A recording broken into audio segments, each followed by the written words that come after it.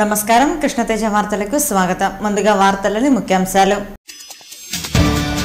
శ్రీకాళహస్తిలో భక్తి భావాన్ని పెంపొందిస్తాం. అమరావతిలో సుందర రాజధానిని నిర్మిస్తాం. ఉప ముఖ్యమంత్రి వెల్లడి. ముక్కంటి సేవలో డిప్యూటీ సీఎం చినరాజప్ప. ఆయుర్వేద మందులు మంచి ఫలితాన్నిస్తాయి. ధనార్జనే ధ్యేయంగా వ్యాపారం చేయకండి. ప్రజారోగ్యం కోసం పనిచేయండి. సినీ ప్రముఖులు గొల్లపూడి చంద్రమోహన్ పిలుపు. మోదీ పాలన దేశ ప్రజలను నిరాశపరుస్తోంది. ధరలను నియంత్రించలేని స్థితిలో కేంద్ర ప్రభుత్వం. మాజీ మంత్రి దానం నాగేందర్ విమర్శ. జిల్లాలో పెట్రోల్ బంకుల్లో జరుగుతున్న అవినీతిని నిరోధించాలి. కల్తీ ఇంధనం అధిక ధరలు నియంత్రించాలి. కాలీవర్ కలెక్టర్ కార్యక్రమంలో జిల్లా ప్రజల వినతి. చర్యలకు ఆదేశించిన డిఎస్ఓ. 166 జీవోను వెంటనే రద్దు చేయాలి. 2013 చట్టం ప్రకారం భూసేకరణ చేపట్టాలి. సిపిఐ నేత హర్నాథ్ రెడ్డి డిమాండ్. దక్షిణ కాశీగా పేరుగాంచిన శ్రీకాళహస్తీశ్వరుణ్ణి రాష్ట్ర ఉప ముఖ్యమంత్రి చినరాజప్ప కుటుంబ సమేతంగా దర్శించుకున్నారు. ఆలయ కార్యనిర్వహణాధికారి బి రామిరెడ్డి స్వాగతం పలికి ప్రత్యేక దర్శన ఏర్పాట్లను చేశారు. స్వామి అమ్మవార్ల దర్శన అనంతరం గురుదక్షిణామూర్తి వద్ద స్వామి అమ్మవార్ల కండువాని కప్పి వేద పండితులచే ప్రత్యేక ఆశీర్వాదం, స్వామి అమ్మవార్ల తీర్థ ప్రసాదాలను అందజేశారు. అనంతరం ఆలయం వెలుపల మీడియాతో మాట్లాడుతూ శ్రీకాళహస్తీశ్వరాలయం ఎంతో పవిత్రమైన ఆలయమని, పరమశివుని దర్శించుకోవటం చాలా ఆనందంగా ఉందన్నారు. మోదీ ప్రభుత్వం విద్యారంగాన్ని కాషాయకరణ విద్యగా మార్పు చేస్తోందని ఏఎస్ఎఫ్ జిల్లా అధ్యక్షులు విశ్వనాథ్ ఆరోపించారు. ఏఐఎస్ఎఫ్ జాతీయ కార్యవర్గ సమావేశాన్ని శుక్రవారం తిరుపతిలోని సిపిఐ కార్యాలయంలో నిర్వహించారు. 2 రోజులుగా జరుగుతున్న సమావేశానికి దేశంలోని 9 రాష్ట్రాల నుండి ఏఐఎస్ఎఫ్ ప్రతినిధులు హాజరయ్యారు. ఆంధ్రప్రదేశ్, తెలంగాణ, ఢిల్లీ, ఒరిస్సా, రాంచీ, ఛత్తీస్గఢ్, కేరళ, జమ్మూ కాశ్మీర్, మహారాష్ట్ర నుండి ప్రతినిధులు హాజరయ్యారు. ఈ సందర్భంగా ఏఎస్ఎఫ్ జిల్లా అధ్యక్షులు విశ్వనాథ్ మాట్లాడుతూ కాషాయకరణ విద్యకు వ్యతిరేకంగా పోరాటం చేయనున్నామని, దేశంలో ప్రభుత్వ విద్యను బలోపేతం చేయడానికి బడ్జెట్లో అత్యధికంగా నిధులు కేటాయించాలని డిమాండ్ చేశారు. విదేశీ వర్సిటీ బిల్లును పార్లమెంట్లో ఆమోదించే ప్రయత్నాలు జరుగుతున్నాయని ఆరోపించారు. ఆంధ్రప్రదేశ్లో కేంద్ర విశ్వవిద్యాలయాలకు యుద్ధ ప్రాతిపదికన నిధులు కేటాయించి ఈ విద్యా సంవత్సరం నుండి ప్రభుత్వ పాఠశాలల్లో మౌలిక సదుపాయాలను సమకూర్చాలని డిమాండ్ చేశారు. విద్యార్థులకు ఎలాంటి ఇబ్బందులు కలగకుండా ఉండేలా వసతులను మెరుగుపరచాలని డిమాండ్ చేశారు. ఈ సమావేశంలో ఏఎస్ఎఫ్ నాయకులు విశ్వజిత్ కుమార్, కరీముల్లా, బయన్న, వల్లి ఉల్లా ఖాద్రి తదితరులు పాల్గొన్నారు. కాంగ్రెస్ నేత మాజీ మంత్రి దానం నాగేందర్ తిరుమలేశ్వరుని దర్శించుకున్నారు. శ్రీవారి దర్శనార్థం తన కుటుంబ సభ్యులతో కలిసి తిరుమలకు చేరుకున్న దానం ఉదయం వీఐపీ బ్రేక్ ప్రారంభ దర్శన సమయంలో స్వామివారిని దర్శించుకున్నారు. దర్శన అనంతరం ఆలయ అధికారులు దానంకు శ్రీవారి తీర్థ ప్రసాదాలను అందజేశారు. దేశ ప్రజలు ఆశించిన స్థాయిలో కేంద్ర పరిపాలన లేదని, ఎన్నికల్లో ఇచ్చిన హామీలను మర్చి ప్రధాని విదేశీ పర్యటనలకే ప్రాధాన్యత ఇస్తున్నారని, చివరికి ధరలను కూడా అదుపు చేయలేని స్థితిలో ప్రభుత్వం ఉందని దానం నాగేందర్ కేంద్ర ప్రభుత్వాన్ని విమర్శించారు. మానవ ప్రేరేపితమైన విపత్తుల పట్ల జాగ్రత్తలు పాటించాలని అర్బన్ తహసీల్దార్ వెంకటేశ్వరరావు సూచించారు. శుక్రవారం తిరుపతి అర్బన్ తహసీల్దార్ కార్యాలయంలో ప్రకృతి వైపరీత్యాలు, విపత్తులు సంభవించినప్పుడు తీసుకోవాల్సిన జాగ్రత్తల పట్ల వివిధ ప్రభుత్వ శాఖల అధికారులకు అవగాహన కార్యక్రమాన్ని నిర్వహించారు. 2 రోజుల పాటు జరిగే ఈ అవగాహన కార్యక్రమాన్ని శుక్రవారం ప్రారంభించారు. ఈ సందర్భంగా అర్బన్ తహసీల్దార్ వెంకటేశ్వరరావు మాట్లాడుతూ అర్బన్ పరిధిలో ఎలాంటి విపత్తులు సంభవిస్తాయో, రూరల్ మండలాల్లో ఎలాంటి విపత్తులు సంభవిస్తాయన్న దానిపై సిబ్బందికి అవగాహన కల్పించి వాటి నివారణకు ఎలాంటి చర్యలు చేపట్టాలనే దానిపై అవగాహన కల్పించడం జరుగుతోందన్నారు. నగరాల్లో మానవ ప్రేరేపితమైన విపత్తులు సంభవిస్తాయని తెలిపారు. అగ్ని ప్రమాదాలు, భూకంపాలు, భారీ వర్షాలు, వరదల నుండి ఆస్తి నష్టం, ప్రాణ నష్టం కలగకుండా ఎలాంటి చర్యలు చేపట్టాలన్న దానిపై తగిన సూచనలు, సలహాలు అందజేయడం జరుగుతోందని చెప్పారు. మానవ తప్పిదాలు, వాతావరణంలో వచ్చే మార్పుల పట్ల అవగాహన కల్పిస్తున్నామని పేర్కొన్నారు. ఈ కార్యక్రమంలో వివిధ ప్రభుత్వ శాఖలకు చెందిన అధికారులు, సిబ్బంది పాల్గొన్నారు. సామాజిక ప్రయోజనాలకు భంగం కలిగేలా రైతుల నుండి బలవంతంగా భూసేకరణ చేస్తున్నారని సిపిఐ రాష్ట్ర కార్యవర్గ సభ్యులు హర్నాథ్ రెడ్డి ఆరోపించారు. శుక్రవారం తిరుపతి బైరాగపట్టణలోని గంధమనేని సివిఐ భవన్లో ఏర్పాటు చేసిన విలేకరుల సమావేశంలో ఆయన మాట్లాడుతూ 2013వ చట్టం ప్రకారం రైతుల నుండి రాజధాని నిర్మాణం కోసం భూములను సేకరిస్తున్నామని ప్రభుత్వం చెబుతున్న దాంట్లో వాస్తవం లేదని విమర్శించారు. 2013వ చట్టంలో క్లాస్ 2, 3ని తొలగించారని ఆగ్రహం వ్యక్తం చేశారు. గ్రామ సభలు నిర్వహించకుండా బలవంతంగా భూములు లాక్కునే ప్రయత్నం చేస్తున్నారని, ఇది మంచిది కాదని హితవు పలికారు. వేలాది ఎకరాలను సేకరించి విదేశీ కంపెనీలకు కట్టబెట్టడానికి కుట్ర పన్నుతున్నారని, ప్రభుత్వ నియంత్రిత పోకడలకు వ్యతిరేకంగా వచ్చే నెల 2వ తేదీన ప్రభుత్వ కార్యాలయాల ఎదుట రాష్ట్ర వ్యాప్తంగా ఆందోళనకు దిగుతున్నట్లు పేర్కొన్నారు. ఈ విలేకరుల సమావేశంలో జిల్లా కార్యదర్శి రామానాయుడు, రైతు సంఘం నాయకులు వెంకయ్య, నగర కార్యదర్శి పెంచులయ్య, ఏఐటీసీ నాయకులు ఎన్డి రవి పాల్గొన్నారు. గాజులమన్యం ఎస్వి షుగర్ ఫ్యాక్టరీలో ఈ ఏడాది నవంబర్లోనే క్రషింగ్ సీజన్ను ప్రారంభించేందుకు సన్నాహాలు చేస్తున్నట్లు ఎండి వెంకటేశ్వరరావు చెప్పారు. గాజులమన్యంలోని ఎస్వి షుగర్ ఫ్యాక్టరీ పరిపాలనా భవనంలో శుక్రవారం ఎండి వెంకటేశ్వరరావు మీడియాతో మాట్లాడారు. ఫ్యాక్టరీలోని పర్మనెంట్ కార్మికుల చేతనే ఓవర్ ఆయిలింగ్ పనులు చేస్తున్నామన్నారు. ఇంకా ఎన్ఎంఆర్లకు రీకాల్ చేయలేదన్నారు. గత సీజన్లో ఫ్యాక్టరీకి చెరుకు సరఫరా చేసిన రైతులకు సుమారు 13 కోట్లు బకాయిలు ఉన్నట్లు తెలిపారు. ఆర్థిక సాయం కోసం కేన్ కమిషనర్కు నివేదికలు పంపామని, మంజూరు కాగానే బకాయిలు చెల్లిస్తామని చెప్పారు. 23 కోట్లు విలువ చేసే 1,00,000 క్వింటాళ్ల చక్కెర నిల్వలు ఉన్నాయని, ప్రస్తుతం చక్కెర ధర బాగా తగ్గడంతో పాటు సేల్స్ కూడా మందకొడిగా ఉందన్నారు. చెరకు రైతులకు కలుపు మందులను సరఫరా చేస్తున్నామని చెప్పారు. ఈ నెల 24వ తేదీన రామచంద్ర పుష్కరణి సమీపంలోని మున్సిపల్ ప్రైమరీ స్కూల్లో Ashalatha test tube baby centre ఆధ్వర్యంలో మెగా ఉచిత వైద్య శిబిరం నిర్వహించనున్నట్లు ఆ హాస్పిటల్ అధినేత డాక్టర్ ఆశాలత తెలిపారు.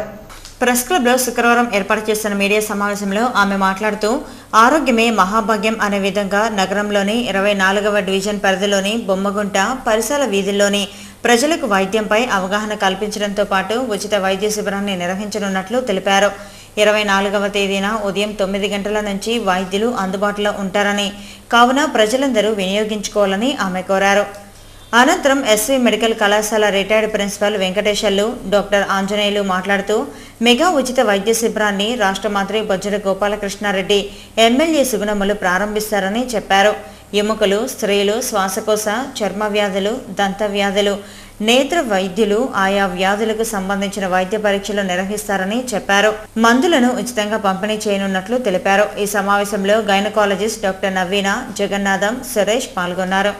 చల్లప మేస్త్రి మెమోరియల్ అంబేద్కర్ భవనానికి సెక్రటరీగా ఉన్న ఆనంద్ ప్రకాష్ కార్యవర్గ సమావేశాలు నిర్వహించకుండా ఆర్థిక అవకతవకలకు పాల్పడుతున్నారని శ్రీ చల్లప మేస్త్రి memorial Bhavan vice chairman Munikrishnaiah ఆరోపించారు. ప్రెస్ క్లబ్లో శుక్రవారం ఏర్పాటు చేసిన మీడియా సమావేశంలో ఆయన మాట్లాడుతూ, ఆనంద్ ప్రకాష్ సెక్రటరీ విధులను అడ్డుపెట్టుకుని అక్రమాలకు పాల్పడుతున్నారని, ఇష్టారాజ్యంగా వ్యవహరిస్తున్నారని చెప్పారు. ఆనాటి దళిత నేతలు నాగయ్య, వై మునికృష్ణయ్య, జయరాం లాంటి వాళ్ళ కృషి ఫలితంగా భవనంను సాధించుకున్నారని పేర్కొన్నారు. ఆనాటి నుంచి సెక్రటరీ పదవిని రొటేషన్ పద్ధతిలో నిర్వహిస్తూ వస్తున్నారని తెలిపారు. ఆనంద్ ప్రకాష్ ఇష్టారాజ్యంగా వ్యవహరిస్తూ వచ్చే నెలవారీ ఆదాయాలను చూపకుండా బైలాకు వ్యతిరేకంగా వ్యవహరిస్తున్నారని ఆరోపించారు. చట్టాన్ని అతిక్రమించి పాత కమిటీ సభ్యులకు తెలియజేయకుండా, వైస్ చైర్మన్ దృష్టికి తీసుకెళ్లకుండా తన భార్యను, సమీప బంధువులను సభ్యులుగా చేర్చుకొని కమిటీని ఏర్పాటు చేసుకున్నారని తెలిపారు. ఆ కమిటీ ఎంపిక చెల్లదని, తామంతా కొత్త కమిటీని ఎన్నుకోవటం జరిగిందన్నారు. ఈ సమావేశంలో పలువురు దళిత సంఘాల నేతలు భూపాల్, ధనంజయులు, చెంగర్రాయలు, చంద్రయ్య, శివరాజ్ పాల్గొన్నారు. తెలుగుదేశం పార్టీలో సీఎం చంద్రబాబు నాయుడు బీసీలకు సముచిత స్థానం కల్పిస్తారనడానికి నిదర్శనంగా శాంతిపురం మండలానికి చెందిన గౌనివారి శ్రీనివాసులను ఎమ్మెల్సీగా, టీడీపీ జిల్లా అధ్యక్షునిగా నియమించడం పట్ల బీసీ సంఘాల నేతలు, గాండ్ల సంఘం నేతలు వేర్వేరు సమావేశాల్లో హర్షం వ్యక్తం చేశారు. ప్రెస్ క్లబ్లో శుక్రవారం ఏర్పాటు చేసిన మీడియా సమావేశంలో అక్కినపల్లి లక్ష్మయ్య, జగన్నాథం, వెంకటేశ్వర్లు, మనోహరాచారి, మధుసూదన్లు మాట్లాడుతూ, క్రమశిక్షణ, పార్టీ పట్ల విధేయత, నిబద్ధత కలిగిన వ్యక్తి శ్రీనివాసరాని, అలాంటి వ్యక్తిని గుర్తించి ఎమ్మెల్సీ, పార్టీ అధ్యక్షుడిగా పదవులకు కట్టబెట్టడం జిల్లాలోని బీసీలందరూ ఎంతో సంబరపడుతున్నారని చెప్పారు. చట్టసభలో బీసీలకు రిజర్వేషన్ కల్పించి అసెంబ్లీలో సీఎం చంద్రబాబు తీర్మానం చేసి బీసీలకు తగిన ప్రాధాన్యత కల్పించడం పట్ల సీఎంకు అభినందనలు తెలిపామన్నారు. రాబోయే రోజుల్లో బీసీ కులాలన్నిటికీ తగిన ప్రాధాన్యత కల్పించాలని కోరారు. అలాగే గాండ్ల సంఘం నేతలు అశోక్, క్యాన్ ఆంజనేయులు, జగన్నాథంలు మాట్లాడుతూ, గాండ్ల సంఘం కులానికి చెందిన మా నేత శ్రీనివాసులకు 2 పదవులు ఇవ్వడం పట్ల తామంతా టీడీపీ పార్టీకి విధేయతగా ఉంటామని చెప్పారు. కుప్పం నియోజకవర్గంలో టీడీపీకి గాండ్ల కులస్తులు ఎనలేని సేవలు అందిస్తున్నారని చెప్పారు. గాండ్ల కులస్తులను గుర్తించి పదవులను కట్టబెట్టిన ముఖ్యమంత్రి చంద్రబాబుకు కృతజ్ఞతలు తెలిపారు. ఈ సమావేశంలో మైనం బాలాజీ, దుడ్డు నాగభూషణం, చంద్రశేఖర్, సిద్ధయ్య పాల్గొన్నారు. అనంతరం కేకును కట్ చేసి పార్టీ కార్యకర్తలకు, బీసీలకు పంచిపెట్టారు. జిల్లాలో పెట్రోల్ బంకుల్లో కల్తీ పంపిణీ తీరులపై వినియోగదారులు ఎదుర్కొంటున్న సమస్యలను డైలీవర్ కలెక్టర్కు పలువురు ఫోన్ ద్వారా ఫిర్యాదులు చేశారు. చిత్తూరు జిల్లా కలెక్టర్ కార్యాలయంలో శుక్రవారం పెట్రోల్ బంకుల్లో వినియోగదారులు ఎదుర్కొంటున్న సమస్యలపై డైలీవర్ కార్యక్రమం జిల్లా అధికారులు నిర్వహించారు. ఈ సందర్భంగా జిల్లా పౌర సంబంధాల అధికారిని విజయరాణి జిల్లా నలుమూల నుంచి ఫోన్ ద్వారా వచ్చిన ఫిర్యాదులను స్వీకరించారు. జిల్లాలో పలు ప్రాంతాల నుంచి 10 ఫిర్యాదులు అందాయి. తిరుపతి, చంద్రగిరి ప్రాంతాల్లో కల్తీ పెట్రోల్ వ్యాపారం జరుగుతుందని పలువురు ఫోన్ ద్వారా ఫిర్యాదు చేశారు. కుప్పంకు చెందిన దేవరాజ్ అనే వ్యక్తి ఫోన్ చేసి శాంతిపురంలోని పెట్రోల్ బంకులో అధిక రేట్లకు అమ్ముతున్నారని ఫిర్యాదు చేశారు. వీకోట మండలం పేర్నంబట్టు ఆర్టీసీ బస్టాండ్ సమీపంలో కల్తీ పెట్రోల్ అమ్ముతున్నారని ప్రజలు ఫిర్యాదు చేశారు. ఫిర్యాదులు స్వీకరించిన టీఎస్ఓ విజయరాణి మాట్లాడుతూ జిల్లాలోని ప్రతి పెట్రోల్ బంకుల్లో తనిఖీలు నిర్వహిస్తామని, కల్తీలు అదనంగా డబ్బులు వసూలు చేస్తున్న తీరుపై నిఘా ఉంచుతామన్నారు. కల్తీలు నిజమైతే ప్రతి పెట్రోల్ బంకుపై ఈసీఐ యాక్ట్ క్రింద 6 కేసులు నమోదు చేస్తామన్నారు. పెట్రోల్ బంకుల తీరు మారాలని, లేకపోతే కఠిన చర్యలు తీసుకుంటామని ఆమె హెచ్చరించారు. మండల స్థాయిలో మండల తహసీల్దార్లు ప్రతి వారం పెట్రోల్ బంకులు తనిఖీలు చేసేటట్లు చర్యలు తీసుకుంటామన్నారు. ఈ కార్యక్రమంలో ఐఓసీ మేనేజర్ ప్రవీణ్, పౌర సంబంధాల డిప్యూటీ కలెక్టర్ సుబ్రహ్మణ్యం తదితరులు పాల్గొన్నారు. చంద్రగిరి పట్టణంలో వెలిసిన శ్రీ మూలస్థానమ్మకు పలు గ్రామాల ప్రజలు పెద్ద ఎత్తున పొంగలు పెట్టి నైవేద్యాలు సమర్పించి ప్రత్యేక పూజలు చేశారు. చంద్రగిరి గ్రామదేవత శ్రీ మూలస్థానమ్మ ఆలయంలో శుక్రవారం అమ్మవారికి అర్చకులు, వేద పండితులు ప్రత్యేక పూజలు చేశారు. ఈ సందర్భంగా ఆలయంలో వినాయకునికి, నాగదేవతకు, అష్టలక్ష్ములకు ప్రత్యేకంగా కర్పూర నీరాజనాలు సమర్పించారు. అమ్మవారి ఆలయంలో శుక్రవారం కావడంతో భక్తులు పోటెత్తారు. ఉదయం 10:30 నుండి 12 గంటల వరకు అమ్మవారికి ప్రధాన అర్చకులు అరుణసూరి సహా అర్చక బృందంతో కలిసి అమ్మవారికి రాహుకాల పూజలు నిర్వహించారు.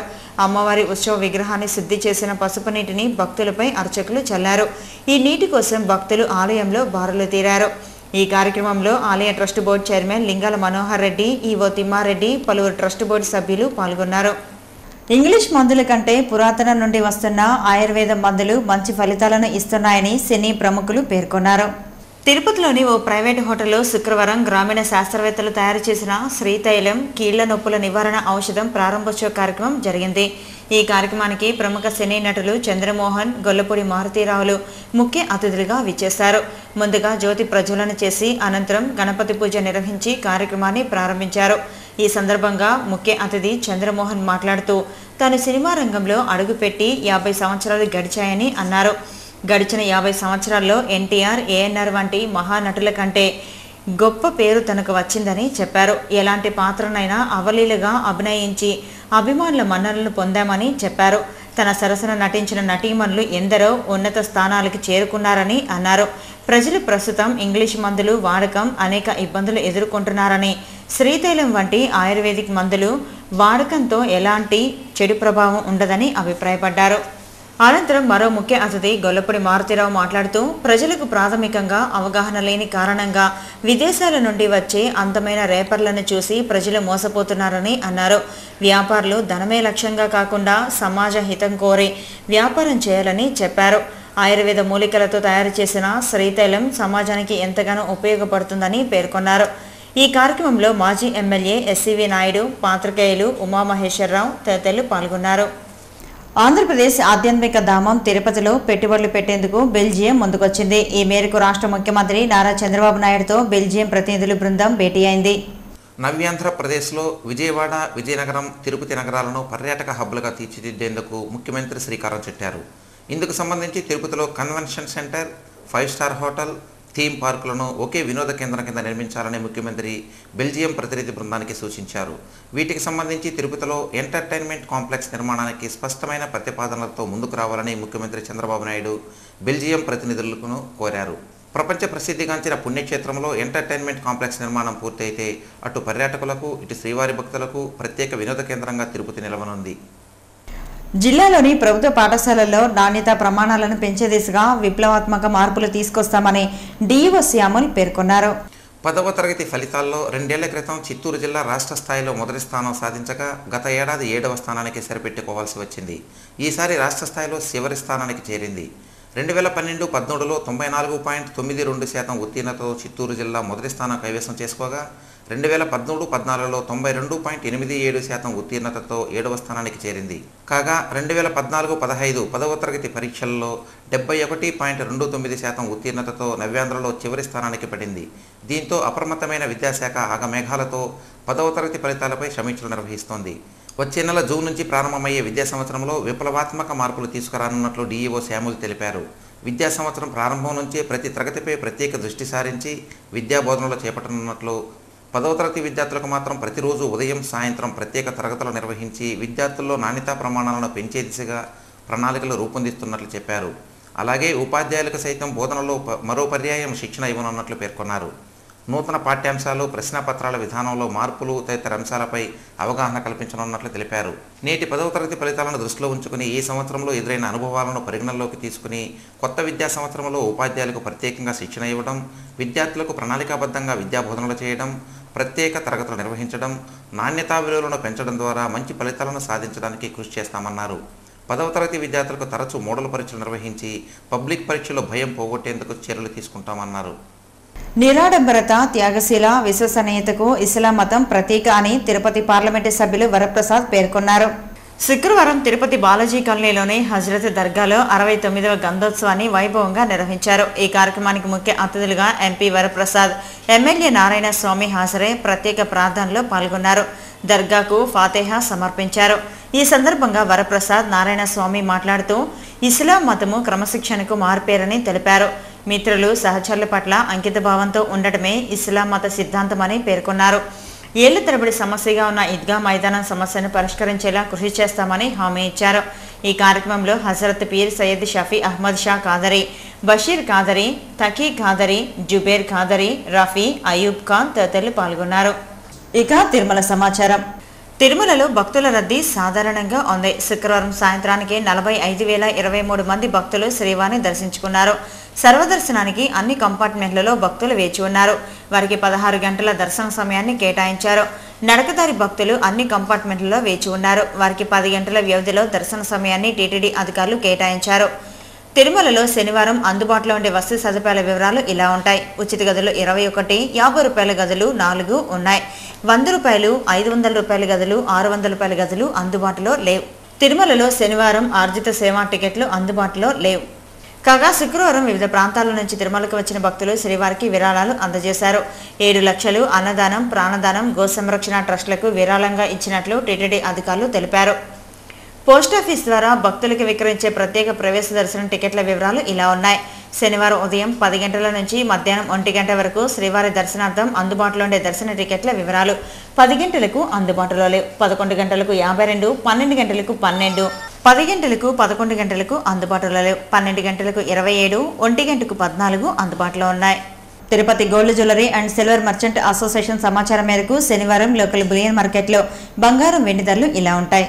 24 క్యారెట్ల అపరెంజ్ బంగారం 10 గ్రాముల ధర 27,640 రూపాయలు. 22 క్యారెట్ల నగల బంగారం 1 గ్రామ్ ధర 2,584 రూపాయలు. వెండి 1 కిలో ధర 39,600 రూపాయలు. రీటైల్ వెండి 1 గ్రామ్ ధర 42 రూపాయల 40 పైసలుగా ఉంటుంది. వార్తలు ముగించే ముందు ముఖ్యాంశాలు మరోసారి. శ్రీకాళహస్తిలో భక్తి భావాన్ని పెంపొందిస్తాం. అమరావతిలో సుందర రాజధానిని నిర్మిస్తాం. ఉప ముఖ్యమంత్రి వెల్లడి. ముక్కంటి సేవలో డిప్యూటీ సీఎం చినరాజప్ప. ఆయుర్వేద మందులు మంచి ఫలితాన్నిస్తాయి. ధనార్జనే ధ్యేయంగా వ్యాపారం చేయకండి. ప్రజారోగ్యం కోసం పనిచేయండి. సినీ ప్రముఖులు గొల్లపూడి చంద్రమోహన్ పిలుపు. మోదీ పాలన దేశ ప్రజలను నిరాశపరుస్తోంది. ధరలను నియంత్రించలేని స్థితిలో కేంద్ర ప్రభుత్వం. మాజీ మంత్రి దానం నాగేందర్ విమర్శ. జిల్లాలో పెట్రోల్ బంకుల్లో జరుగుతున్న అవినీతిని నిరోధించాలి. కల్తీ ఇంధనం, అధిక ధరలు నియంత్రించాలి. కాలీవర్ కలెక్టర్ కార్యక్రమంలో జిల్లా ప్రజల వినతి. చర్యలకు ఆదేశించిన డిఎస్ఓ. 166 జీవోను వెంటనే రద్దు చేయాలి. 2013 చట్టం ప్రకారం భూసేకరణ చేపట్టాలి. సిపిఐ నేత హర్నాథ్ రెడ్డి డిమాండ్. ఈ వార్తల ఇంతటితో సమాప్తం. నమస్కారం.